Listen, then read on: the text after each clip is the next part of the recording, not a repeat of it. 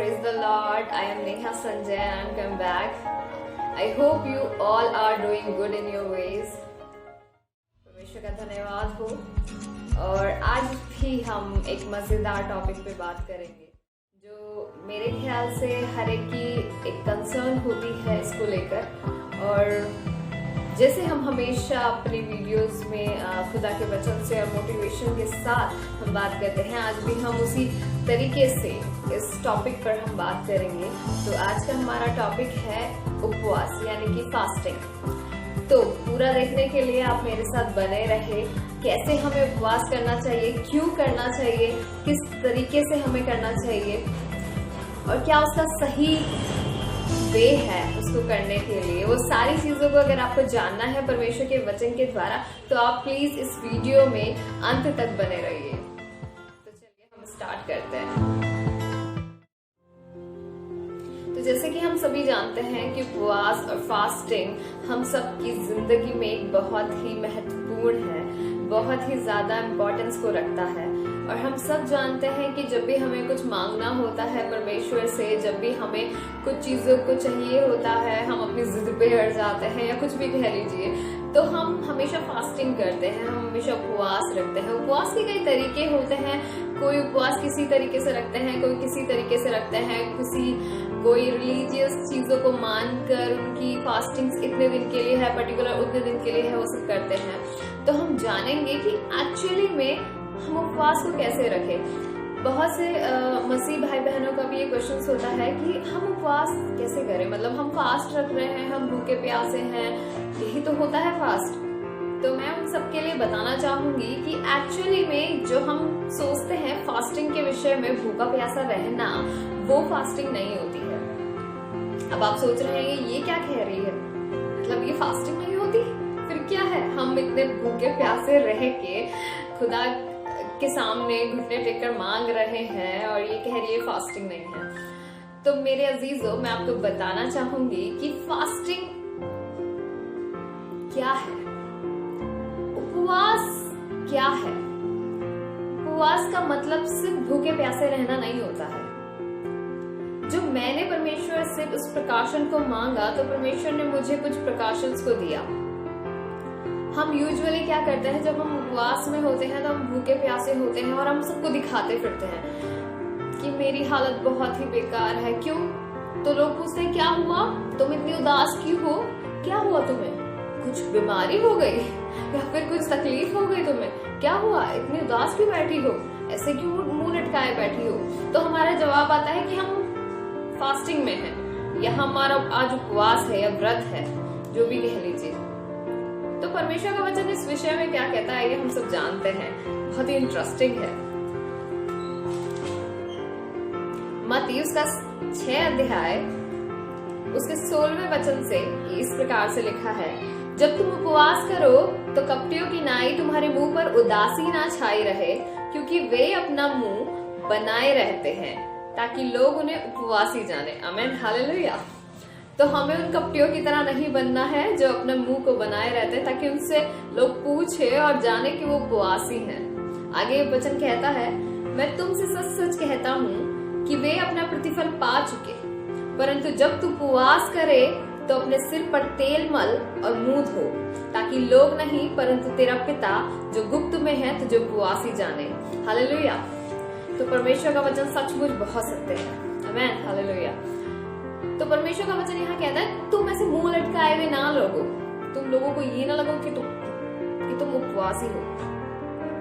परमेश्वर का वचन कहता है, तुम अपना मुंह धो, अपने सर में तेल मलो। इसका मतलब ये नहीं कि हम तेल बहुत सारा लगा के बैठ जाएं। इसका मतलब ये है कि आप इतने एक्टिव दिखें उस दिन कि कोई पहचाने ही ना कि आप उपवास में, इतने खुश, इतने आनंदित हो जाएं उस दिन कि आपको कोई पहचाने ही ना कि आप उपवास में हैं। हालेलुया। उपवास का मतलब भूखे प्यासे रहना, सिर्फ उसको कहते हैं भूख हड़ताल। हम परमेश्वर की उपस्थिति में अपने विषयों को लेकर आते हैं ताकि हम उपवास से उन विषयों को पा सके, ताकि हम परमेश्वर को प्रसन्न कर सके। और परमेश्वर को प्रसन्न करने का मतलब क्या होता है? उसकी उपस्थिति में बने रहना। जब हम किसी व्यक्ति के लिए कुछ करते हैं तो हम क्या करते हैं? हर पल उसके बारे में सोचते हैं, हर पल उसकी चीजों को सोचते हैं, उसको क्या पसंद आएगा क्या नहीं आएगा, वो चीजों को करते हैं।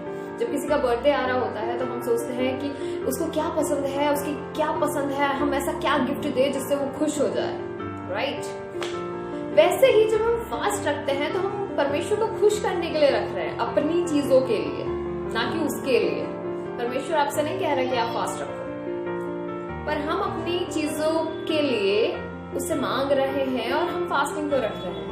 तो हमें उसको प्रसन्न करना है। और उसको हम प्रसन्न कैसे करेंगे? भूखे प्यासे रह के। परमेश्वर कभी नहीं कहता आप भूखे प्यासे रहो। परमेश्वर का वचन कहता है जब आप फास्टिंग में रहो ना, तो आप ऐसे ना दिखो कि आप उपवासी हो।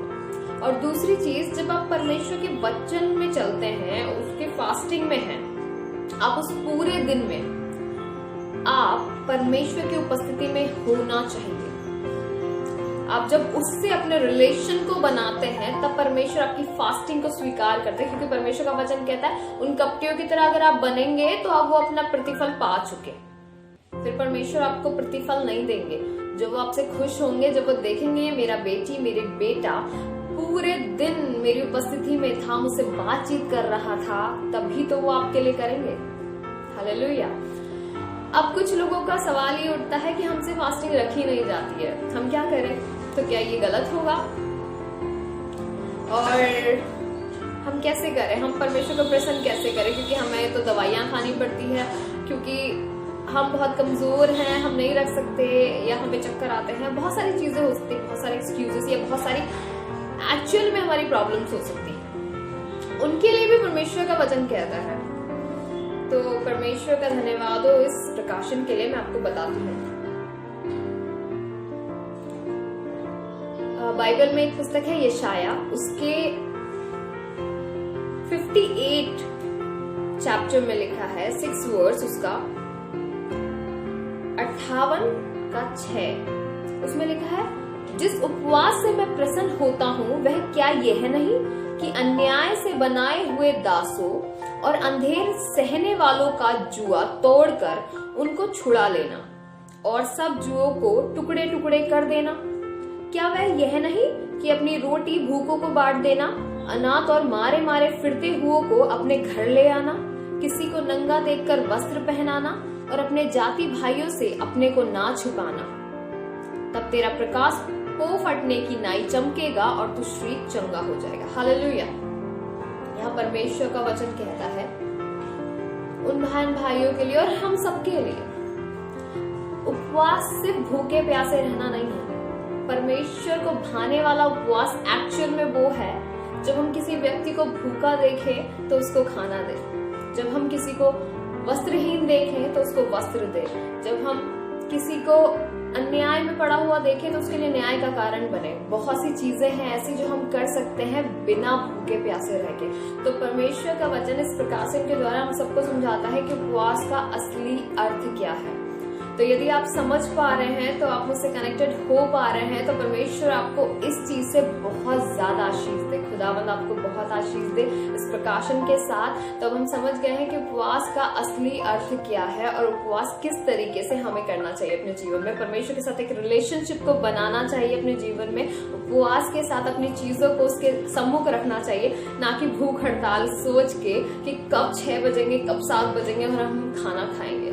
ऐसा ना सोचे, उस बोझ को ना ले, परमेश्वर में आनंदित हो जाए, परमेश्वर के साथ रिलेशनशिप में मगन हो जाए। जिस प्रकार से हम अपने शारीरिक बहन भाइयों से बातें करके बहुत खुश हो जाते हैं, उसी प्रकार से परमेश्वर से जुड़े और परमेश्वर में मग्न हो जाए, तब वो फास्टिंग आपकी परमेश्वर स्वीकार करेंगे। आमीन, हालेलुया।